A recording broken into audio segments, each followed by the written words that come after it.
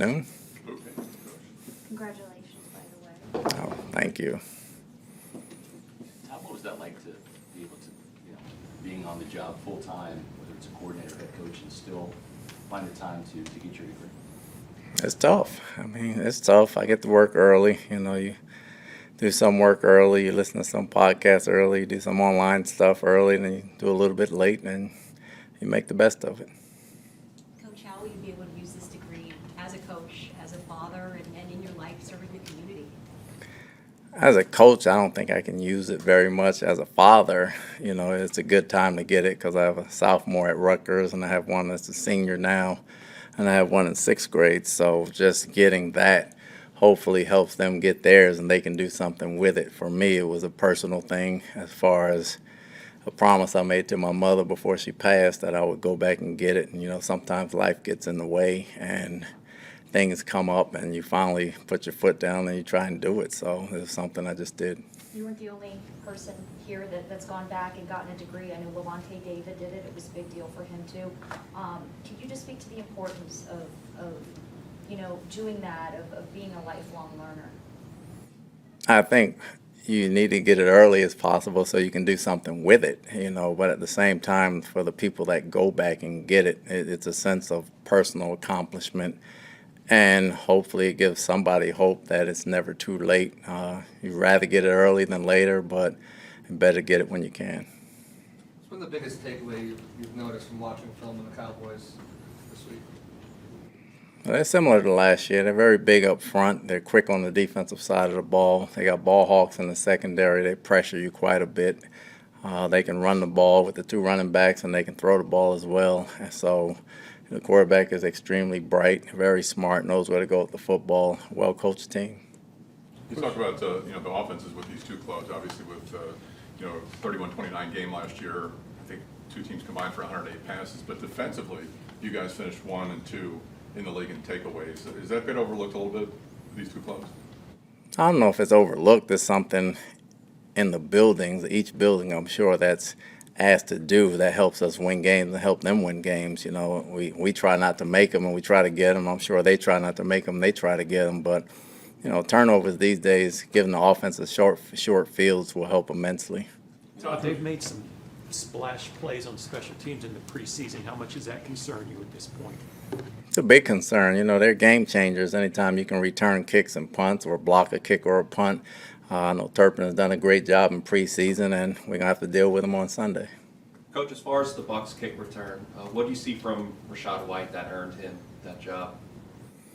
Well, he's secure with the football, number one. He's big enough to absorb hits, and he's athletic enough to go out and make some yards and see the holes. He has very good feet, and he's a quick guy that can get to the hole real fast, so we like where he is. It seems like we ask you almost every other day about Chris Godwin and his progress. Has he been cleared for contact yet, or do you know when that might happen? No, he still has on an orange jersey. Like I said, until they say something, he's practicing, getting better, and he's confident every day, so we'll see where that goes. Or do you have any idea when they might? I know that he's working with the training staff every day, but I don't know if there's like a formal testing that would determine if he's cleared for contact. I'll just wait for the medical staff to say something. You said yesterday on a podcast that ultimately it might be up to him when he plays. And that, given a choice, he'd rather be available for the second half of the season and the games that he missed last year. Is it up to him? Is it purely like the doctor saying yes or no? What's the process? It's probably a little of both. It's probably a little of both. Like I told him in training camp, when he gets well, no matter when he gets well, until he takes a hit below the waist, which you cannot do in practice. We can bang him around in shoulder pads and do everything we got to do until he gets hit on it from the side or in the front, which we cannot simulate.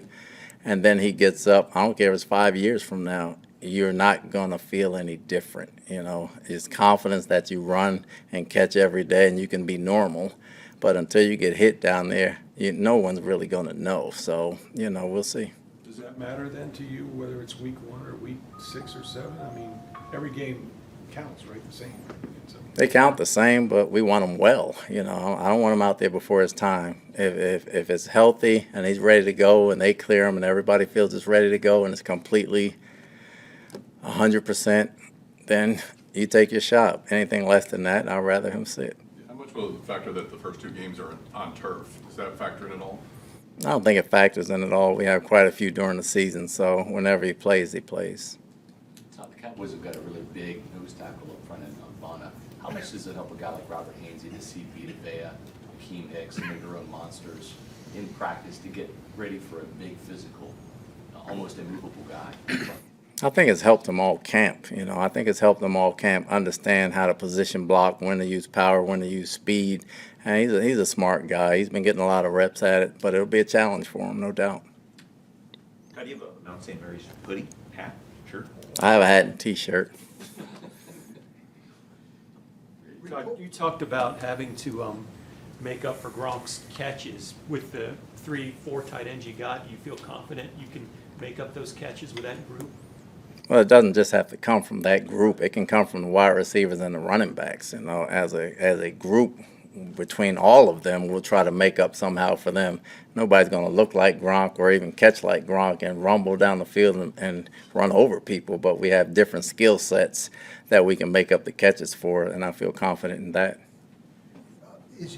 So reportedly Shaq Mason restructured his deal, and there's a lot of speculation. There might be a big signing coming, or is it just to have money in case you'll need to sign players during the rest of the season?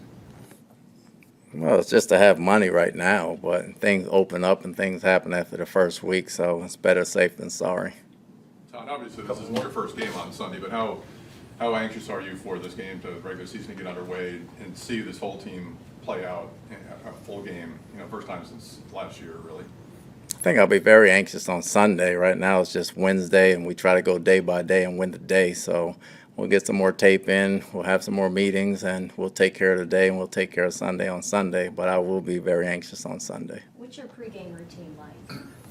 It's been the same as it's been since I've been coaching, so you get on the bus, get on the first bus, go to the locker room, I listen to a little bit of music, I sit down and take it easy. What station do you listen to as you're getting ready for games? I don't know if it's different than during the week. That's Spotify. I have just a music list that I listen to. It just goes randomly. What songs are on it? We don't have enough time in the day, John. The same type of stuff you talked about with us earlier in the week, the Soul Train stuff. It's a little bit of everything. There's rap, there's gospel, there's jazz, there's rhythm and blues, there's soft rock, there's probably everything except heavy metal. Todd, during camp, one of your objectives was to improve the running game and become more efficient at that.